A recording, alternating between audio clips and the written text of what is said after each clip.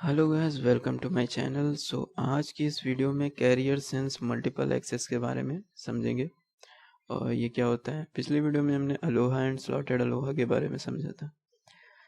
इस वीडियो में सिंपल है carrier sense multiple access mean that कि कैरियर पहले सेंस करेगा किसमें, मल्टीपल एक्सेस में, जो हम लोग मल्टीपल एक्सेस के अंदर ही पढ़ रहे हैं।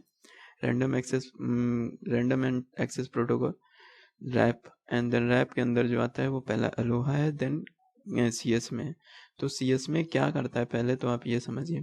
सी एस में क्या करता है, पहले सेंस करता है। जैसे आप हैं, आप अगर कहीं बात करते होंगे या तो पहले सेंस करते होंगे कि सामने वाला चुप है, तब जाके आप बात कर पाते होंगे। अनदरवाइज अगर सामने वाला चुप नहीं है तो आप अपनी बात को उतना इफेक्टिव तरीके से नहीं रख पाएंगे और शायद आप बोल ना पाए। ठीक है। इसमें क्या करता है कि सी एस में प्रोटोकॉल ऑपरेट करता है on principle of carrier sensing. ठीक है, कैरियर सेंस करता है। और कैरियर क्या है हमारा, सिंपल, जिसपे हमारा डेटा मतलब सेंड होता है। ये एक हमारी एक वायर है, उस पर मल्टीपल डिवाइसेस कनेक्टेड हैं। तो हर डिवाइस ये चेक करती रहती है कि क्या हमारा ये जो पाथ है या ये वायर है वो इस समय फ्री है कि नहीं फ्री है। तो वो आगे अभी बात करते हैं। तो in this protocol station listen, मतलब स्टेशन पहले तो यह लिसन करता है, मतलब सुनता रहता है। सी इन प्रेजेंस ऑफ ट्रांसमिशन, मतलब ट्रांसमिशन के टाइम। और कैरियर जो बोल रहा हूँ मैं केवल ये है, और डिसाइड टू एक्ट अकॉर्डिंगली।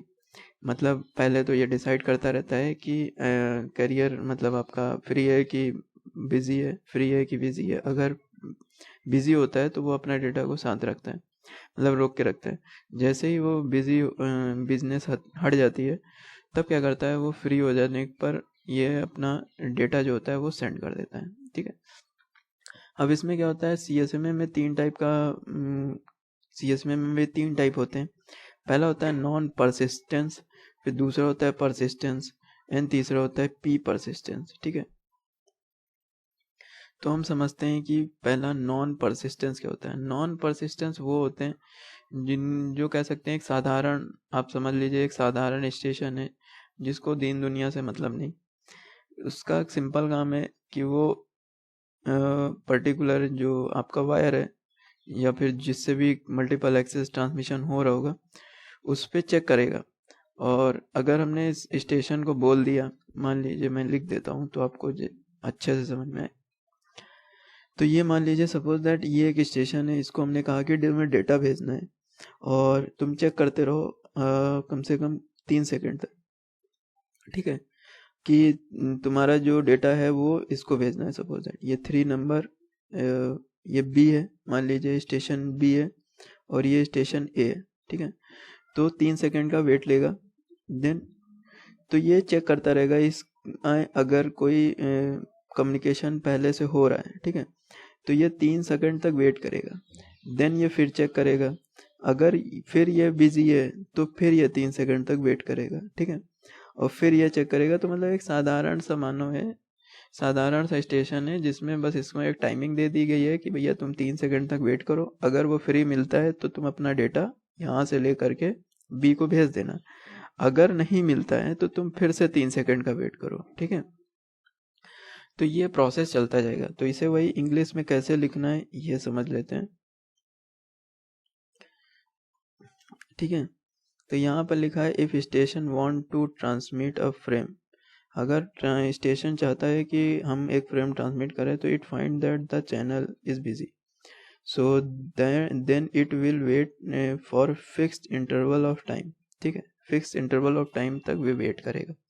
दूसरे में लिखा हुआ है कि आफ्टर दिस टाइम, अब इस समय के बाद जब वो टाइम समय मतलब 3 सेकंड का गुजर जाएगा तो अगेन चेक करेगा, और स्टेटस अगर उसे क्लियर मिलता है, मतलब अगर उस चैनल का स्टेटस क्लियर मिलता है, फ्री मिलता है, तब तो वो ट्रांसमिट करेगा, अदरवाइज वो फिर से वेट करेगा। ये बस।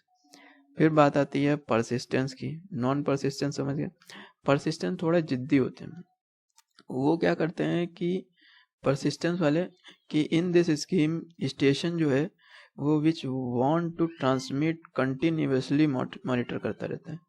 ये स्टेशन को जो है वो कंटिन्यूस मॉनिटर कर रहा है कि अगर ये स्टेशन है 3 और ये आपका चैनल है, तो ये हमेशा चेक करता रहेगा कि फ्री है कि नहीं फ्री है, फ्री है कि नहीं फ्री है, मतलब इसके पास समय नहीं है। और जैसे ही फ्री होगा चैनल आपका, ठीक है, ये चैनल, वो चैनल जैसे ही फ्री हुआ इसने तुरंत उठाकर डेटा भेज दिया, काम खत्म, ठीक है। तो जैसे ही लिखा हुआ है कि it which want to transmit continuously monitor the channel until it is idle and then transmit immediately, ठीक है। अब बात करते हैं कि P persistence CS में क्या होता है। एक तो हो गए जो फिक्स टाइम, मतलब नॉन परसिस्टेंस फिक्स टाइम के लिए, और परसिस्टेंस जो थोड़ा जिद्दी है, मतलब कि आप कह सकते हैं कि उनके पास समय नहीं है, वो चेक करते रहेंगे, जैसे ही आइडियल हुआ या फ्री हुआ आपका चैनल वैसे ही आपका डेटा भेज दिया गया। फिर आता है पी परसिस्टेंस क्या होता है। तो पी परसिस्टेंस में आपका लिखा हुआ है पहला कि the probability of such collisions and retransmission is reduced in the P persistence system, मतलब कोलिजन और रीट्रांसमिशन थोड़ा रिड्यूस होता है पी परसिस्टेंस में। स्कीम क्या है कि हर all waiting station are not allowed to transmit simultaneously as soon as the channel become idle, ठीक है।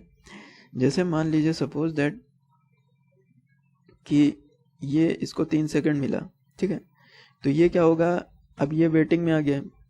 तो वेटिंग होने के बाद अगर कोई चैनल यहाँ से ट्रांसमिशन कर रहा होगा तो ये अलाउड ही नहीं है कि दोबारा ये चेक करें, ठीक है, उस पर्टिकुलर समय में, जब तक कि ये अलाउड ही नहीं है कि साइमल्टेनियसली डेटा भेज सके। तो एक समय के बाद इसको थोड़ा सा रोक दिया जाएगा और एक रैंडम टाइम दे दिया जाएगा कि जब आइडल हो जाए तब आप डाटा भेजना, ठीक है। अभी तक क्या हो रहा था, ये 3 सेकंड में हर बार परेशान कर रहा था, लेकिन इनमें क्या है कि जो पी परसिस्टेंस है उसमें आपका कोलिजन और रीट्रांसमिशन को रिड्यूस कर दिया गया, मतलब कि बार बार रीट्रांसमिशन करने के लिए आपको पर्टिकुलर समय का वेट करने की ज़रूरत नहीं। आप पर्टिकुलर वेट करोगे तो आप फिर परेशान करोगे, फिर कोलिजन डिटेक्शन आएगा या फिर आपका चैनल फ्री नहीं होगा। तो उसकी वजह से क्या होगा कि आपका कोलिजन या बढ़ेगा या रीट्रांसमिशन बढ़ेगा या तो बैंडविड्थ बढ़ेगी, तो जिसकी वजह से आपका डेटा भी लॉस होगा, ठीक है।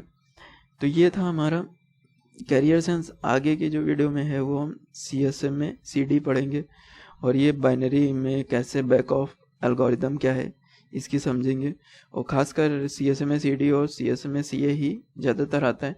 ये भी क्वेश्चन आपका 7 नंबर में आ जाता है और 5 नंबर में भी आ जाता है, ठीक है। ओके।